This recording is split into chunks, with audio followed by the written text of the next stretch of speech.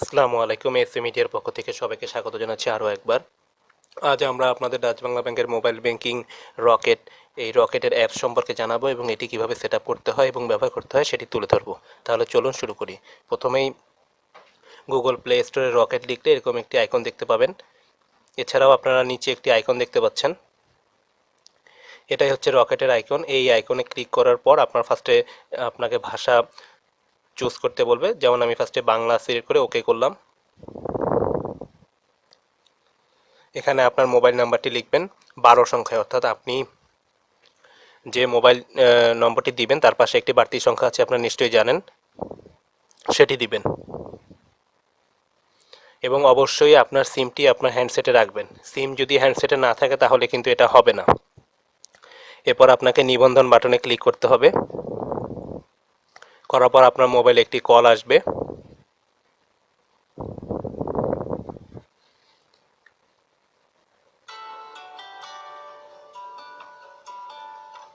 কলটি রিসিভ করবেন। Dutch Bangla bank mobile অ্যাপসে আপনার একটি ইউজার খোলা হচ্ছে। আপনার 4 ডিজিটের পিন নম্বর দিন, অথবা না চাইলে কলটি বাতিল করুন। এবারে আপনার পিন নম্বরটি দিবেন।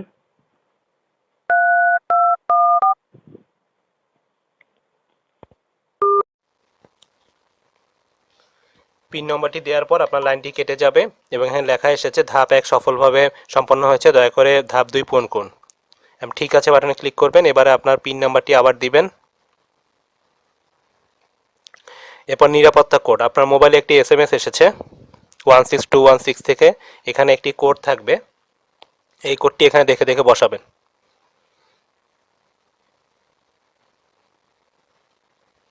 (031) এটা হচ্ছে আমার কোড। এরপর আপনি নিবন্ধন বাটনে ক্লিক করবেন। এবার আপনার সব কিছু সঠিকভাবে হয়েছে যেটা দেখতে পাচ্ছেন। এবার ঠিক আছে বাটনে ক্লিক করার পর আপনাকে আপনার পিন নাম্বারটি আবার দিবেন, দিয়ে আপনি লগ ইন বাটনে ক্লিক করবেন। এখানে এখন এটা হচ্ছে আপনার মেইন মেনু। এই মেইন মেনু থেকে আপনি আপনার অপশনগুলো সিলেক্ট করতে পারেন, যেমন এখানে আছে হোম, আমরা এখন হোমে আছি। এরপরে অ্যাকাউন্ট আছে, এরপর সেটিংস আছে। হোমে আপনি যে অপশনগুলো দেখতে পাচ্ছেন, যেমন টাকা পাঠানো, বিল পরিশোধ, কেনাকাটা, এগুলো। টাকা পাঠানো বলতে বোঝাচ্ছে আপনি এক রকেট থেকে আরেক রকেটে পাঠানো, আর ফান্ড ট্রান্সফার বলতে বোঝাচ্ছে আপনার যে কোনো ব্যাংক অ্যাকাউন্টে পাঠানো, অর্থাৎ আপনার ডাচ বাংলা ব্যাংকের যে কোনো অ্যাকাউন্টে আপনি পাঠাতে পারেন। এছাড়া আপনি এখান থেকে ব্যালেন্স দেখতে পান এবং স্টেটমেন্ট দেখতে পান। তো স্টেটমেন্টে দেখার সুবিধাটা হচ্ছে, আপনি যদি মেনুর মাধ্যমে দেখেন সেক্ষেত্রে কিন্তু আপনার লাস্ট 3টা ট্রানজ্যাকশন দেখতে পাচ্ছেন, আর এবং এক্ষেত্রে প্রতিবার 3 টাকা করে খরচ হচ্ছে। কিন্তু আপনি যদি এই অ্যাপের মাধ্যমে দেখেন সেক্ষেত্রে কিন্তু আপনি অনেকগুলো দেখতে পাচ্ছেন, প্রায় 20টার মতো স্টেটমেন্ট দেখা যাচ্ছে এবং এতে কিন্তু কোনো টাকা খরচ হচ্ছে না।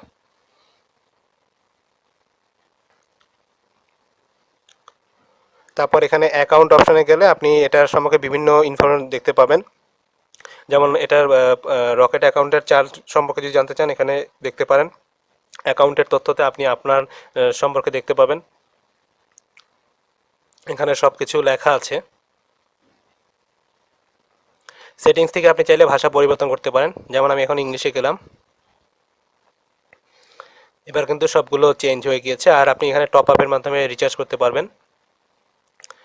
তো ডাচ বাংলা ব্যাংকের যে বিষয়টা ছিল সেটা হচ্ছে যে অনেকে এটা সেট আপ করতে পারছিলেন না বা অনেকে প্রবলেম ফেস করেছিলেন, তাই আমাদের কাছে যারা রিকোয়েস্ট করেছেন আমরা তাদের সুবিধার্থে এটা সেট আপ করে দেখিয়েছি, যাতে করে আপনাদের আশা করছি নতুন করে কোনো সমস্যা না হয়। আর এই দুঃখিত, এই অ্যাপটি সম্পর্কে যদি আপনারা আরও জানতে চান তাহলে 16216, এটা ডাচ বাংলা ব্যাংকের হেল্পলাইন, সেখানে আপনারা ফোন করে জেনে নিতে পারেন। চমৎকার এই অ্যাপটি কেমন লাগলো আমাদের জানাতে পারেন। ভালো লাগলে লাইক, কমেন্ট এবং শেয়ার করুন এবং আমাদের চ্যানেলটি সাবস্ক্রাইব করুন। আর সবার আগে এরকম প্রয়োজনীয় ইনফরমেশন এবং ভিডিও পেতে আমাদের বেল আইকনটিতে ক্লিক করতে অবশ্যই ভুলবেন না। সবাই ভালো থাকুন, সুস্থ থাকুন। আল্লাহ হাফেজ।